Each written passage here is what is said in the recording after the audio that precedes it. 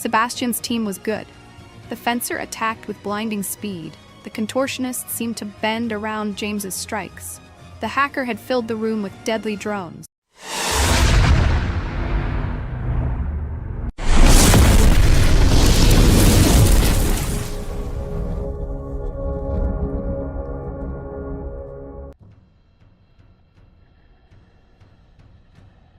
The Queen's Blade Division.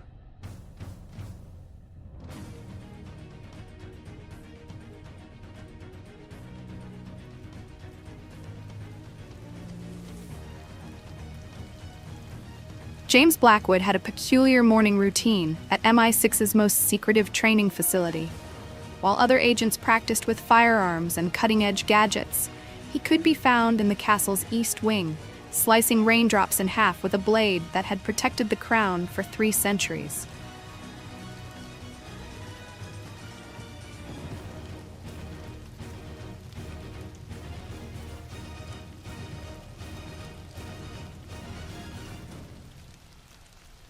Bit old-fashioned, isn't it?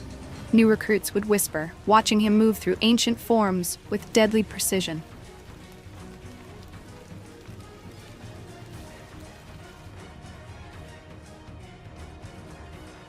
What they didn't know was that James was part of the Crown's most elite and secretive unit, the Queen's Blade Division, a centuries-old order of swordsmen who combined modern tactical training with ancient blade work.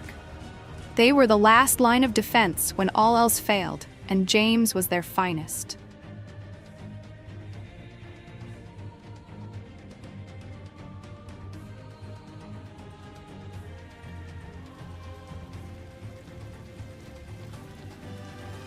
Traditional, not old-fashioned, he'd correct them with a wry smile, before demonstrating exactly why, even in 2025, a well-trained swordsman could be more lethal than any modern weapon. Though I do admit, it makes airport security rather awkward.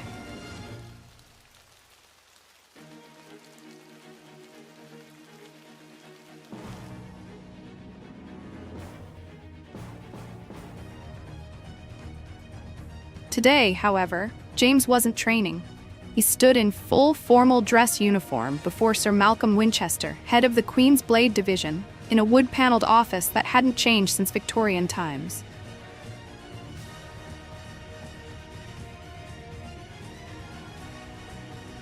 "We have a situation, Blackwood," Sir Malcolm said, sliding a file across his mahogany desk.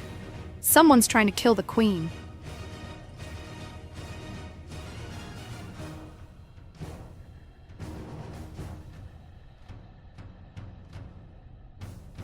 James raised an eyebrow. "Tuesday already, is it?" "This is different." Sir Malcolm's face was grave. "They've recruited Sebastian Vale." The temperature in the room seemed to drop several degrees. Sebastian Vale, former Queen's Blade turned mercenary, the only man who'd ever matched James in combat. "I thought he died in Istanbul," James said, his usual humor vanishing instantly.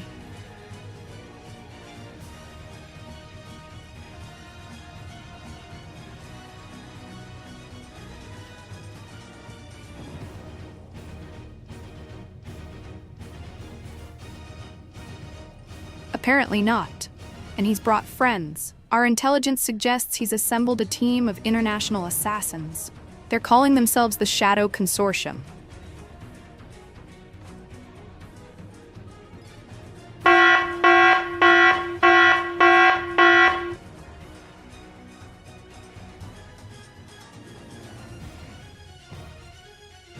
James picked up the file, scanning its contents with trained efficiency. They're targeting the Queen's anniversary celebration next week. 5,000 guests, dozens of world leaders, and enough pomp and ceremony to make security a nightmare. Sir Malcolm stood, walking to a portrait of Queen Victoria that concealed a hidden safe. "Which is why we're giving you this."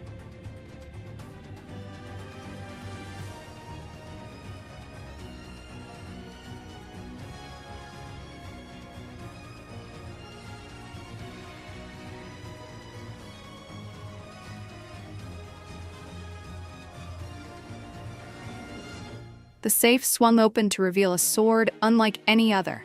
Its blade seemed to drink in the light, and ancient runes ran along its length. The Sovereign's Edge, James breathed. I thought it was just a legend.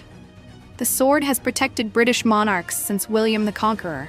It's been enhanced over the centuries. The blade can cut through any modern material, and it's particularly effective against electronic systems, perfect for dealing with modern threats.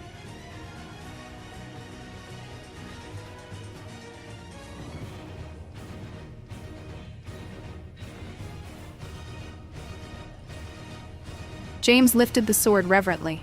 The moment his hand gripped the hilt, he felt the weight of centuries of tradition and duty settle upon his shoulders.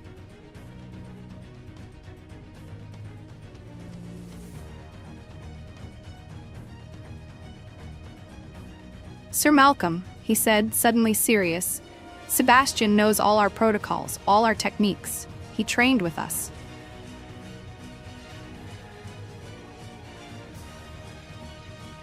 Which is precisely why you're our only option. You were always better than him, James. That's what drove him to betray us. James nodded, sliding the sword into its scabbard. I'll need full details of the security arrangements, guest lists, and building plans. And Sir Malcolm, we should quietly evacuate anyone with a shellfish allergy from the banquet.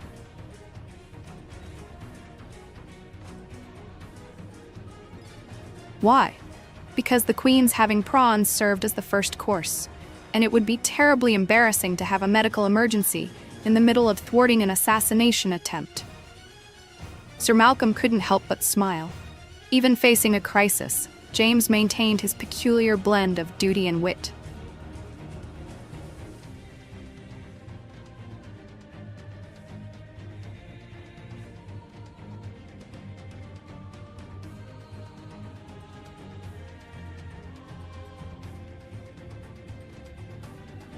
The next few days were a blur of preparation.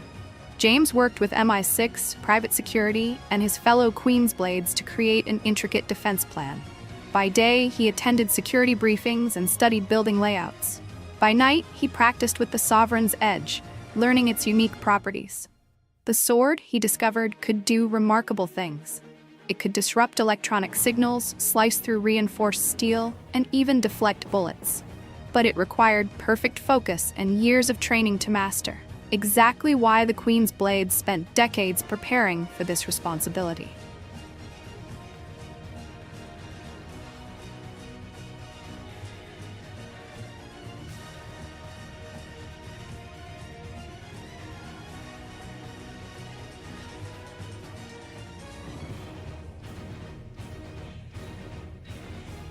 The night before the celebration, James stood on the roof of Buckingham Palace, the Sovereign's Edge gleaming in the moonlight.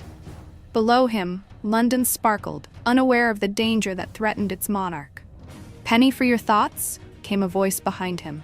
It was Emily Chen, MI6's top analyst, and one of the few people who knew about the Queen's Blade division.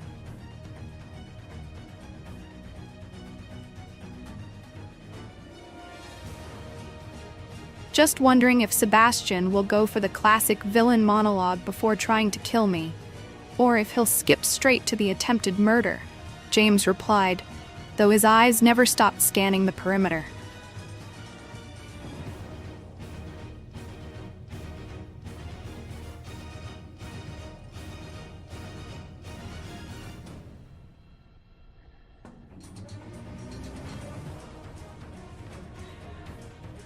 Emily handed him a tablet showing the latest intelligence. We've identified 3 of his team members. They're all experts in their fields. Let me guess, the usual mix of martial arts masters, technical geniuses, and people with unnecessarily complicated backstories. Actually, yes. Emily swiped through the profiles. There's a former Olympic fencer turned assassin, a hacker who specializes in disrupting security systems, and a woman who's apparently a contortionist trained in 15 forms of combat.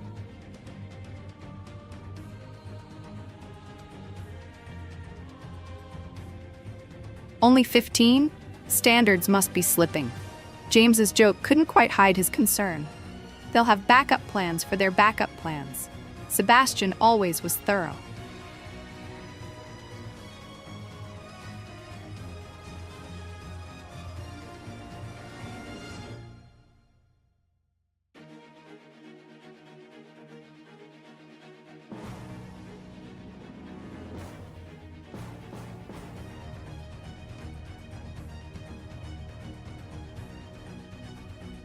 The next morning, as guests began arriving for the celebration, James was everywhere and nowhere. He moved through the crowds in formal dress uniform, the sovereign's edge disguised as a ceremonial sword. To most guests, he appeared to be part of the pageantry. Only a trained eye would notice how he constantly assessed threats, mapped escape routes, and kept the queen in his peripheral vision.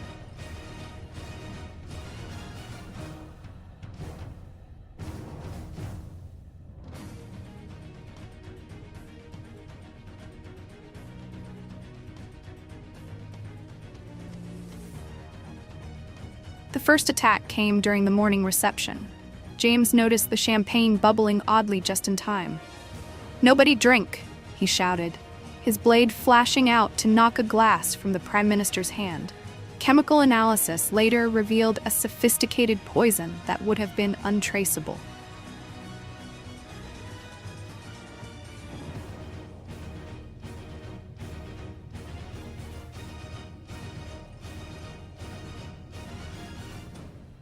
The second attempt was more direct. A server pulled out a concealed weapon, only to find it sliced in half before he could aim. James had moved so fast that most guests thought it was part of the entertainment.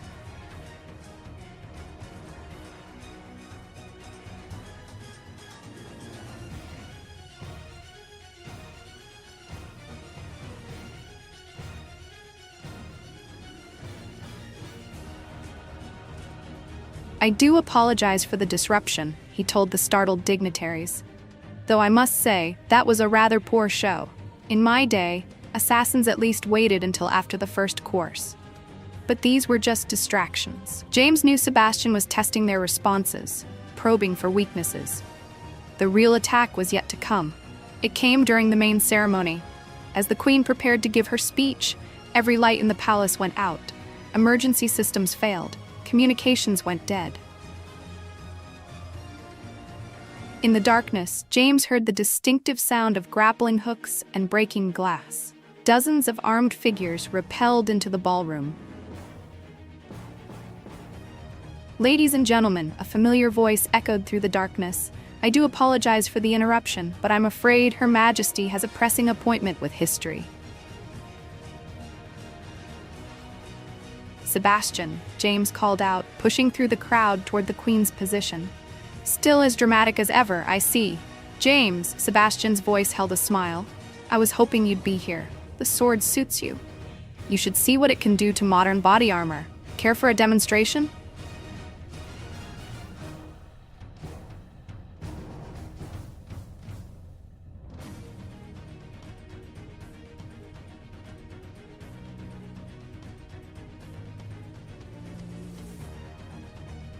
The emergency lights flickered weakly, revealing Sebastian standing on the balcony above. He held a sword that crackled with electrical energy, a corrupted mirror of the sovereign's edge. "The old ways with modern improvements?" Sebastian said, gesturing with his blade. "Isn't that what they taught us?" "They also taught us loyalty," James replied, positioning himself between the attackers and the queen. "But I suppose you skipped that lesson."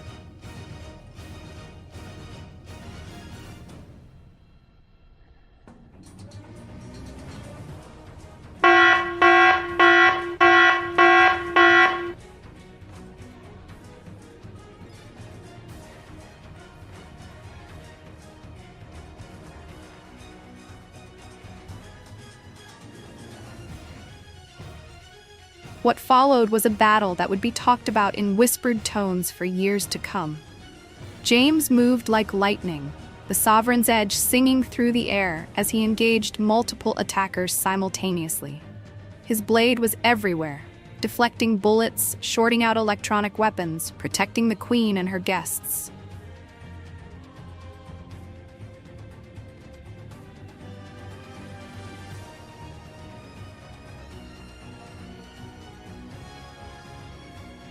Sebastian's team was good. The fencer attacked with blinding speed. The contortionist seemed to bend around James's strikes.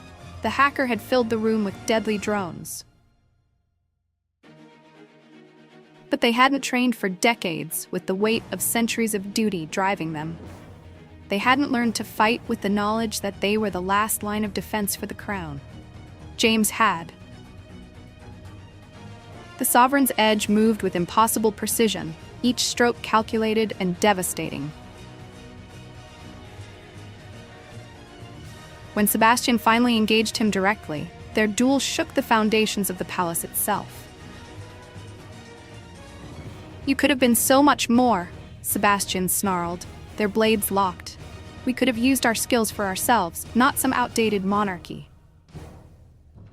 "That's where you went wrong," James replied, his voice cold.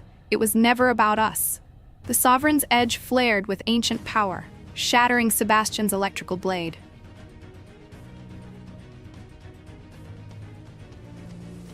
The backup team stormed in, secured the attackers, and restored power. When it was over, James stood calmly adjusting his cuffs as MI6 led Sebastian and his team away. "Well," he said to Emily as she helped coordinate the cleanup, "I suppose this means I'll have to miss afternoon tea." The Queen, who had remained remarkably composed throughout the entire incident, approached him. "Mr. Blackwood," she said, "we believe you've more than earned your tea break, though perhaps after you've explained why there's a small fire in the portrait gallery?" "Ah, yes," James replied sheepishly. "I'm afraid one of the assassins turned out to be rather flammable. Most inconsiderate of him, really."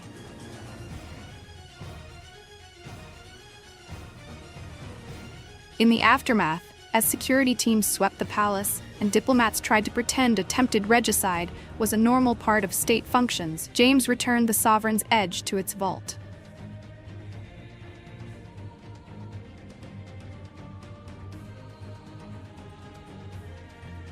"You know," Sir Malcolm said, watching him, "Sebastian won't be the last. There are others out there who want to destroy what we protect." "Good thing I've got plenty of bad jokes saved up then," James replied, though his eyes were serious. "The old ways endure for a reason, sir, and as long as there's a crown to protect, the Queen's Blade Division will be here."